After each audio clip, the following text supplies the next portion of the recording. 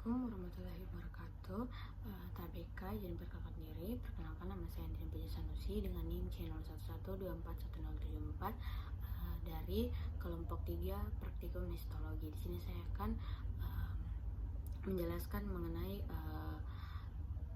gares. Baik, di sini saya akan menjelaskan yang pertama itu tentang traktus urinarius.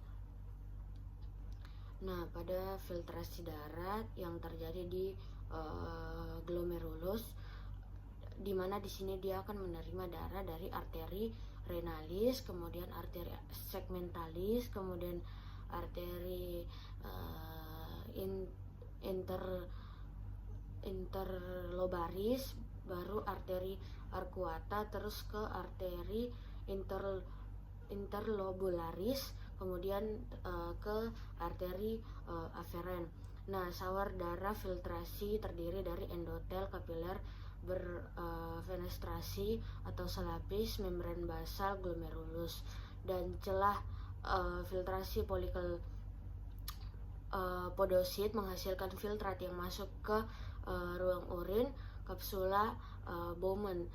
Kemudian filtrat kemudian mengalir melalui yang namanya tubulus contortus proximal, epitel kuboid selapis dengan mikrofili. Nah, kemudian tubulus lurus proximal atau epitel kuboid selapis, ansa Henle cabang descendens tipis. Nah, epitel atau epitel squamosa atau selapis squamosa.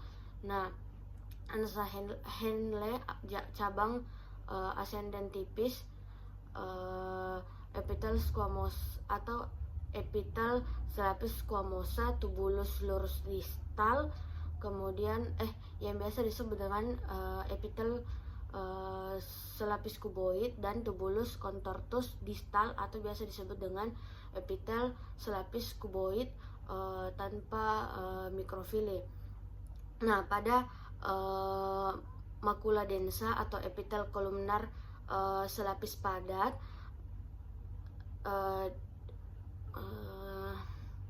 dipantau untuk mengatur sekresi renin oleh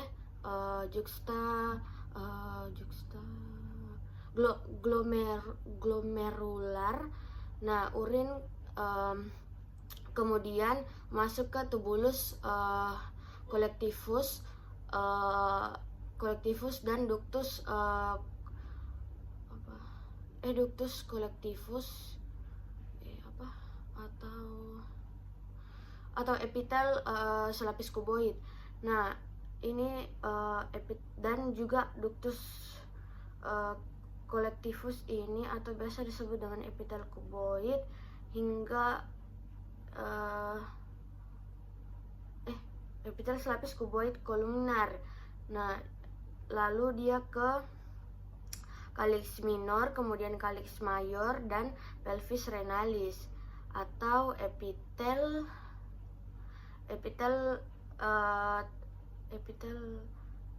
berlapis transisional. Dari pelvis renalis urin mengalir melalui ureter. Kemudian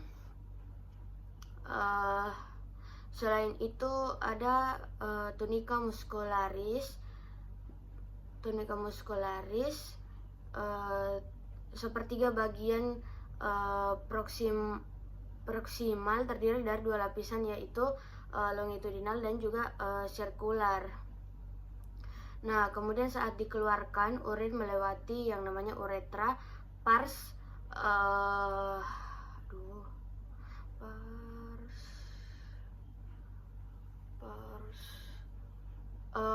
pars prostatica atau epitel berlapis transisional, kemudian uretra pars membranosa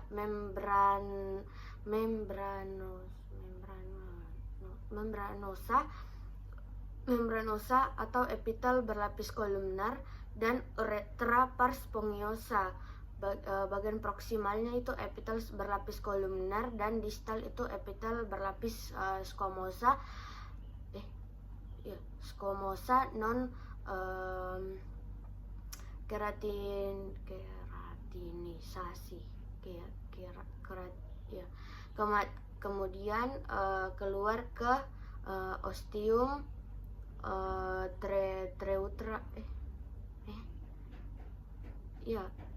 treutra externum ya, externum. Baik, selanjutnya saya akan menjelaskan mengenai genitalia pria.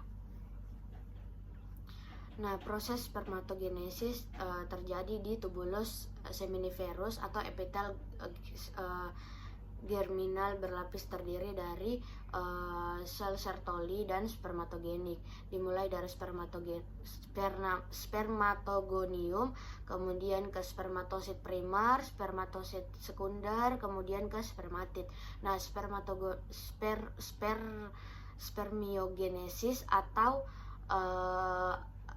spermamiogenesis adalah tahap akhir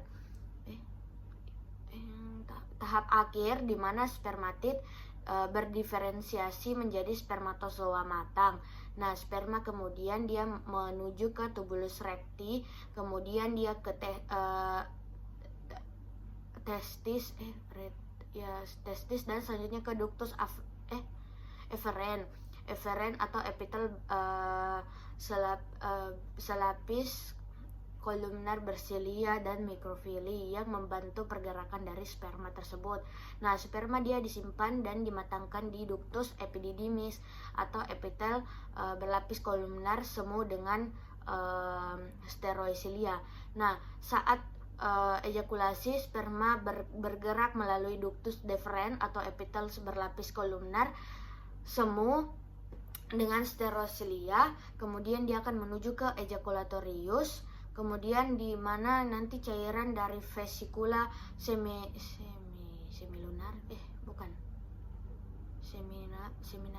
seminalis menghasilkan fruktosa sebagai energi sperma dan proktalasdin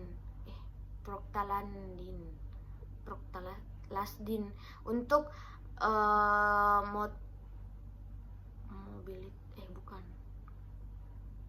motilitas sperma bercampur. Nah, sperma melewati uretra pars prostatica atau epitel transisional di mana kelenjar prostat menghasilkan cairan asam sitrat, enzim proteoglitik dan PSA untuk meningkatkan suatu mobilitas sperma berkontribusi pada semen. Nah, kemudian selanjutnya sperma melewati uretra pars membranosa di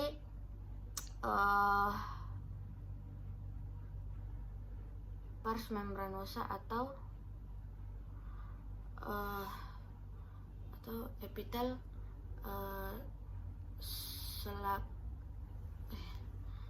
epitel selapis kolumnar. Ya kayaknya. Epitel berlapis kolumnar. Ya, di mana kelenjar bulbouretralis dia akan mengeluarkan sekresinya. Akhirnya sperma akan mengalir melalui uretra pars spongiosa. Kemudian dia akan dikeluarkan ke ostium uretra externum. Nah, di uretra pars spongiosa itu ada di bagian proksimalnya itu epitel berlapis kolumnar dan bagian distal itu epitel berlapis squamosa non kreatinisasi. Baik, sekian dari saya. Mohon maaf bila ada salah kata. Wassalamualaikum warahmatullahi wabarakatuh. Tabeka.